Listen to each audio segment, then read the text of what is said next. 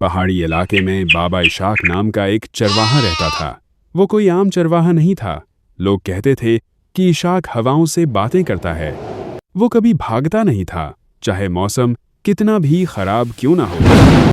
उसका चेहरा हमेशा खामोश रहता था। एक दिन शहर से एक नौजवान व्यापारी, यंग मर्चेंट, वहां से गुजरा। उसके पास बहुत सारा सामान था, लेकिन वो थका, हारा और गुस्से में था क्योंकि उसका घोड़ा रुक गया था।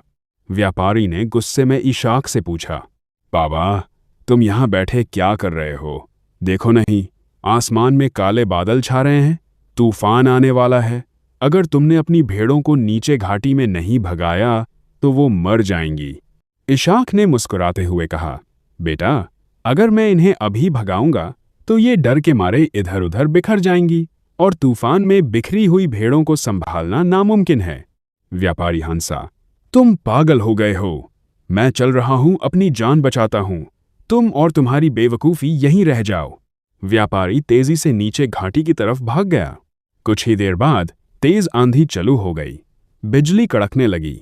व्यापारी नीचे घाटी में फंस गया। वहां हवा इतनी तेज थी कि वो खड़ा भी नहीं रह पा रहा था। उसका सामान बिखर गया और वो एक पेड़ के पीछे छुपकर कांपने लगा। उसे लगा कि आज उसकी मौत पक्की है। लेकिन ऊपर चट्टान पर बाबा इशाक ने अपनी भेड़ों को नहीं भगाया। उसने बस उन्हें एक दूसरे के करीब खड़े होने का इशारा किया और खुद वो एक बड़ी सी चट्टान के पीछे शांति से बैठा रहा। जब तेज हवा चली तो भेड़ें एक दूसरे से सटकर गर्म रहीं। उनकी ऊन वूल ने उन्हें ठंड से बचाया क्योंकि वो बिखरी नहीं थीं। हवा उनके बीच से निकल गई, उन्हें उड़ा नहीं पाई।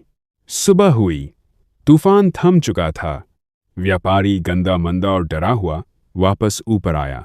उसने देखा कि बाबा इशाक और उसकी सारी भेड़ें सलामत थी, कोई घायल ना कोई भागी हुई। व्यापारी हैरान रह गया। वो इशाक के पास गया और बोला, बाबा, मैंने तुम्हें रोका था, तुमने मेरी नहीं सुनी, फिर भी तुम बच गए और मैं बर्बाद हो गया। ये कैसे मुमकिन है? बाबा इशाक ने व्यापारी की आंखों में देखा और एक गहरी बात कही, बेटा, जिंदगी के तूफान से बचने के लिए भागना जरूरी नहीं, कभी कभी रूकना और जड़ों रूट्स को मजबूत करना जरूरी होता है। जब तुम भागे, तुमने हवा से लड़ाई की, इसलिए हार गए। जब हम रुके, हमने एक दूसरे का सहारा लिया, इसलिए बच गए। डर में लिया गया कदम अक्सर गलत दिशा में होता है। शांति में लिया गया फैसला इंसान को बचा लेता है। व्यापारी वहीं जमीन पर बैठ गया। उस दिन उसने सीखा कि तेज रफ्तार हमेशा जीत नहीं दिलाती, सही वक्त पर सब्र, पेशेंस दिलाता है।